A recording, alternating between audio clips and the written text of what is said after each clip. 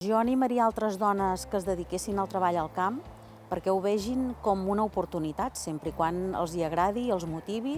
i siguin emprenedores, perquè és un projecte, el fet de produir aliments, jo crec que és una meravella, és exclusiu. La societat depèn de nosaltres, perquè tots ens alimentem cada dia. Al treball de les dones al camp podem aportar, primer de tot, estabilitat, podem aportar un benefici important per la diferent manera de pensar i la diferent manera d'opinar, podem aportar organització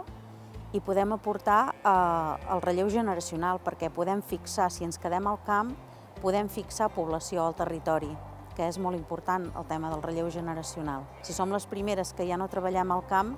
és molt probable que els nostres fills vegin